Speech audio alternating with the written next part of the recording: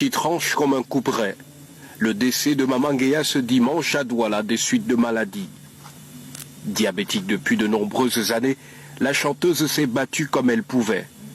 2019 sera l'année de toutes les souffrances extrêmes, jusqu'à l'amputation des 2 jambes de l'artiste. Plusieurs fois annoncée pour morte, elle s'est battue contre la maladie. Après ces différents SOS sur la toile, malgré les multiples soutiens, Maman Guéa s'en est allée. Ce matin, sincèrement, je suis arrivé lorsqu'elle rendait déjà le dernier souffle. Parce que depuis 3 jours, elle ne s'alimentait plus. Elle ne buvait pas, elle ne mangeait pas. Elle ne parlait plus. Donc elle était complètement dans un état comateux. Conséquence, depuis hier, elle ne faisait que crier. Et ce matin, elle rendait déjà. Les derniers moments-ci, maman a beaucoup souffert.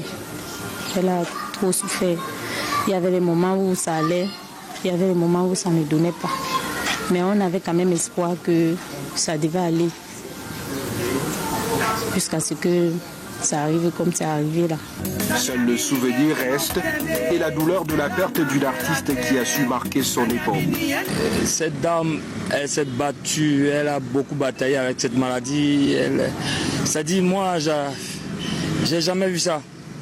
Donc elle sort de là, elle va de là, elle sort de là, elle va de là. Elle disait toujours que non, ça va aller. Donc là, ce matin, on a appris la nouvelle. Donc. Les souvenirs, il y en a énormément. Maman Guéa, en dépit de son caractère vraiment grincheux, elle est restée une maman. Elle a toujours été à l'écoute de ses enfants qui pouvaient l'approcher et être proche d'elle. C'était l'un des piliers de la culture camerounaise. Maman Guéa était un maillon très fort et qui a beaucoup œuvré pour la culture. Si le soleil de décembre annonçait dans la chanson la rupture de leur amour, le soleil de décembre annonçait la rupture de notre amour. C'est la pluie de juin qui annonce la mort de Maman Guéa. Tout est fini, on en parle au passé. Tout est fini, on n'en parle plus.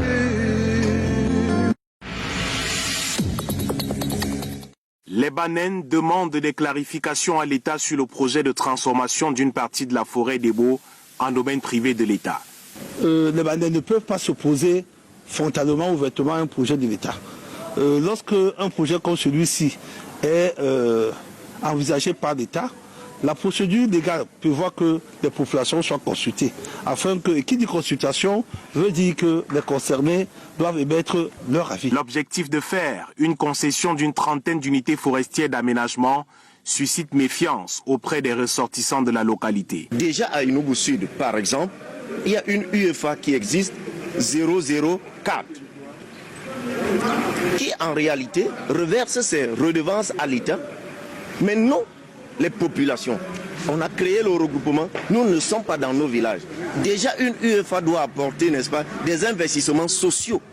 Réunis en assemblée à Douala, ils s'engagent dans une démarche d'humilité auprès du gouvernement pour comprendre les tenants et les aboutissants de ce projet. On était certainement les premiers riverains pour les forêts, pour les condamnés de l'unité foncière, mais on ne peut pas dire, nous sommes les légitimes propriétaires, sous le contrôle des juristes. Mais je peux également vous dire que pour un certain nombre d'entre vous, ce terroir-là, évidemment, moi-même j'y ai vécu. Non, je ne parle pas Iboti, c'est un accident de l'histoire. Mais j'ai le Tapoufo par exemple. Je connais également je connais également Maton.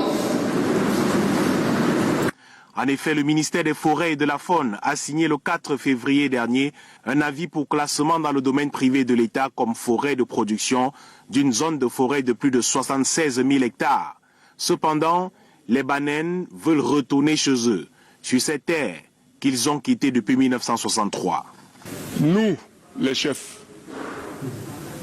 un chef égale un territoire, une population. Et effectivement, le décret de 1977 qui réorganisait les chefferies dit que le chef doit être résident. Et maintenant, c'est ça donc maintenant qu'il faudra demander à l'administration de nous trouver effectivement que les chefs qui nous ont fait déloger depuis 1973. Nous voulons rentrer dans nos villages, donc qui est la construction des chefferies et des routes. Et partant de là, donc, les chefs ne seront pas errants. Les terres querellées sont situées entre les régions du littoral et du centre et partagent des limites avec les départements du Nkam, de la Sanaga maritime, du Mbamé-Inoubou et des arrondissements de Yingi, Gambé et Ndiki-Mineki. Les Banènes veulent désormais parler d'une seule et même voix pour se défendre auprès de l'État. Voici à quoi ressemblent des latrines à Londji, quartier situé dans l'arrondissement de Kribi 2e. Un amas de matériaux de récupération dressé sur une fosse d'1 mètre. Ici, les toilettes de fortune, construites à un jet de pierre du cours d'eau, sont la priorité de quelques privilégiés. Tout le monde n'a pas de toilette ici. Puisque les autres qui n'en ont pas, ils font les toilettes dans l'eau. Dans le poussé, nous avons l'eau derrière. Et c'est l'eau qu'on appelle l'onchi. Les autres la font là. Les enfants, toujours quand ils font, ils font toujours là-bas. Un véritable problème de salubrité publique, tout comme celui de la gestion des ordures ménagères. Le seul point de collecte se situe à plus d'1 kilomètre du campement. Plus facile dans ce cas de les balancer à l'eau. Les pouvoirs publics sont appelés à la rescousse. Pour les ordures ménagères, ils arrivent jusqu'à la gare routière. Et un peu c'est pénible que les gens qui sont au fond, de porter leur poubelle pour amener cela. D'autres amènent, d'autres n'amènent pas, d'autres jettent dans l'eau, d'autres creusent la terre, Donc, nous demandons aussi l'aide des SACA de venir nous mettre les bacs à l'ordure vers ici. Il faut que s'ils viennent, eux-mêmes ils viennent nous ramasser cela, on peut se les aider. S'agissant de l'eau potable, plus exactement, le seul point d'approvisionnement se situe au sommet de la montagne. Un véritable parcours du combattant à affronter au quotidien pour les enfants et ménagères. Encore faut-il que ce soit fonctionnel. C'est facile d'avoir l'eau ici, là, l'eau potable. Donc, pour que les enfants puissent de l'eau, il faut payer la moto. Pour que l'enfant puisse arriver là où il y a l'eau et revenir. Un enfant de 5 ans ne peut pas porter 10 litres d'ici là-bas, c'est très loin de lui. Le campement de pêche compte près de 1000 âmes, en grande majorité des enfants à bas âge. La promiscuité aiguë fait partie du quotidien. À Londji, les maisons se frottent les unes aux autres. Les couloirs sont étroits, un terrain propice pour les maladies hydriques. À la commune d'arrondissement de Kribi 2e, les responsables se sont succédés au fil des années. Les problèmes restent identiques. Les situations où des malades ont besoin urgemment de transfusions sanguines sont de plus en plus enregistrées dans les formations sanitaires de la ville de Garoua, comme partout ailleurs au Cameroun. La culture du don de sang étant absente auprès des populations. Celles-ci ont été sensibilisées sur ces nécessités de donner de son sang pour sauver la vie humaine. Et la seule action des autorités sanitaires ne suffisant pas, l'association Sang et Vie de Garoua est venue en appui avec ses membres donneurs de sang. Nous sommes là dans le cadre de la semaine de la célébration de la journée internationale du donneur. Comme vous le savez, l'Organisation mondiale de la santé a institué le 14 juin comme journée internationale du donneur.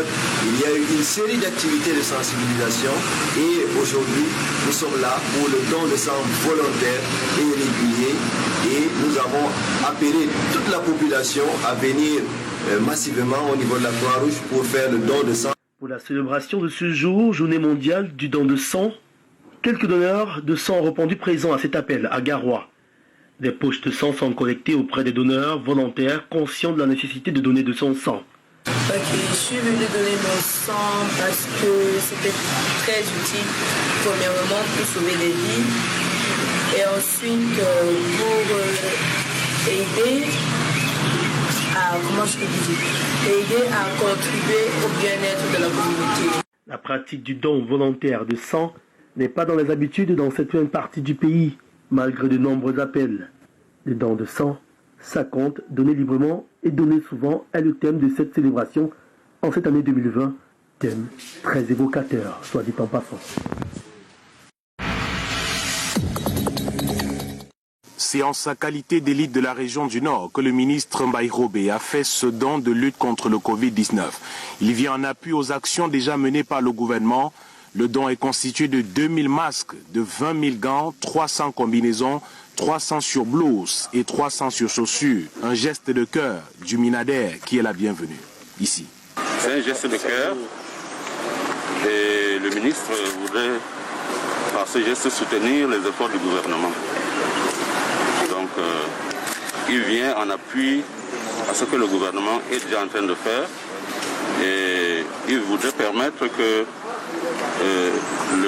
la Covid, qui aujourd'hui n'est pas rien personne, soit votée hors de la région du Nord.